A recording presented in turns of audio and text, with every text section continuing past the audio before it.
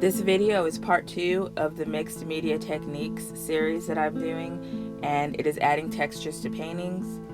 So the supplies needed are a surface, and I will be using an old book to paint in, scrap papers, book pages, lace, textured and collage papers, twine, buttons.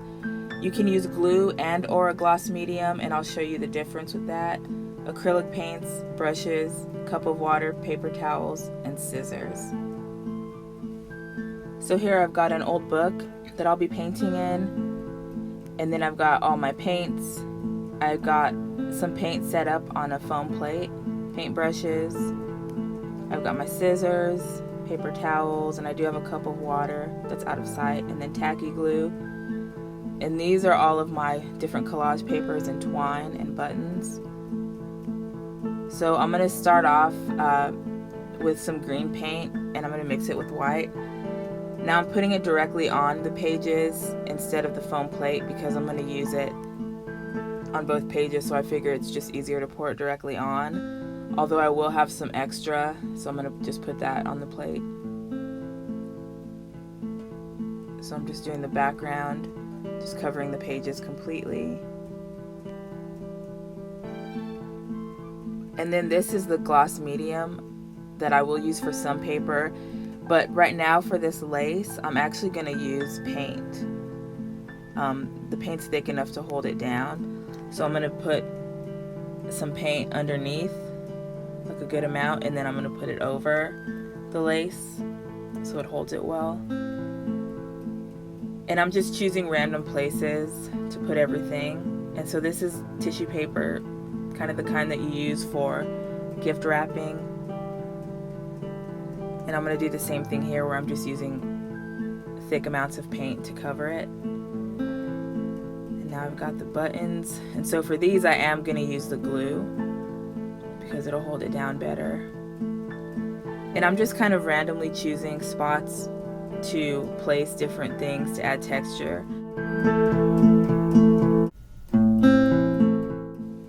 This is more of an example just to show the technique of adding textures.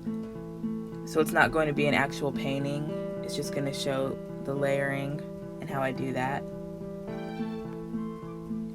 And then you can leave the buttons, but another thing I like to do is I will have a button or something that's kind of risen off the page, and then I will put some paper over it, and then that kind of gives it a different kind of texture.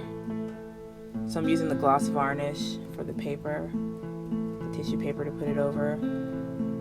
Then now I've got some twine, and I'm going to use the tacky glue for that. I'm just trying to figure out where to place it.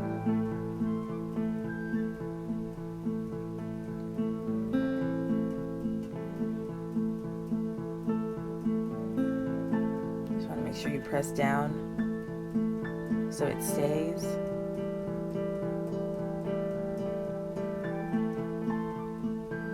And then I've got these pipe cleaners as well. This is a little harder to keep down, even with the glue. So you kind of want to press down, and then I'm going to just add more glue, and then later on I'm going to add paint over it, which will hold it down better.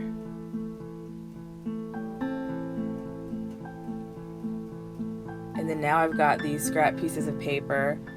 This one has a lot of texture on it. These do too as well. They're just a little thinner. And then I've got these other papers cut into different sizes. So I'm going to turn this around and start working on the other side. And I am going to use the varnish for these papers since they're a little bit thicker than the lace. And so with the gloss varnish, you want to put the varnish down first on the surface, place the piece of paper or material on top, and then add more on the piece of paper or material, whatever you're using. And that just holds it down better to have it underneath and over it.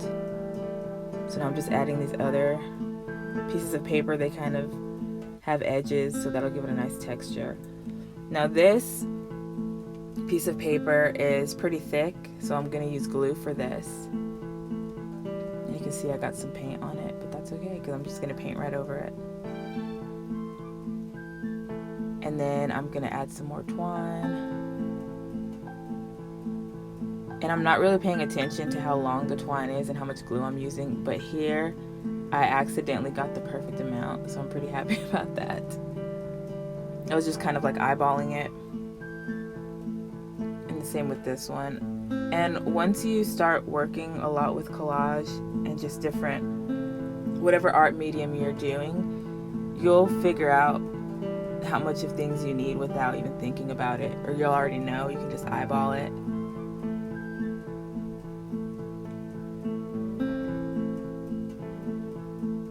So now I'm taking a piece of ribbon, which will give it another kind of texture. I'm just grabbing things that'll have different kinds of texture and putting them in different places. Again, I'm not going for anything in particular. I'm not doing an actual painting. And then so here I've got some book pages that I'm going to place down using that varnish. And then I'm going to start putting paint over everything. And the paint itself can add a different kind of texture based on the way that you add the paint or how many layers. And so I'm just going over the different textured pieces that I've put down with different colors of paint. So I'm using a lot of red, black, and white, and a lot of that white and black is gonna blend and make gray. But you can kind of see like the ribbon, you can see where that's textured, it's coming out. And then that other piece of paper that was kind of thick with the ridges on it. And then now I'm just going over the other side on the other page. I'm paying extra attention to everything that is adding texture, like the buttons, the twine, the pipe cleaner. And I'm kind of adding more paint in those areas. I'm going to add some white on top of that kind of dark turquoise. And the layering of paint and also of different colors also brings out the textures as well.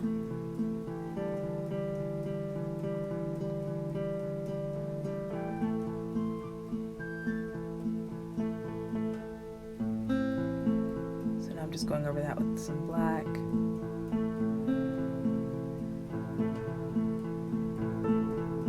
So you can really see the twine, the paper, the buttons, the pipe cleaner. And now I'm going to add white over everything. Well, especially the textured parts. And having a light color over a dark color on top of those textures really helps point everything out. It helps you see it really well. So this was just a technique that I wanted to show. And as I do more videos, I'll show more techniques and then actually do a mixed media painting using all these techniques. So this is a finished product. And these are the upcoming videos that I'll be doing. And thank you for sticking around, and I hope that you will follow along and pause when you need to, or just keep watching and keep trying different things.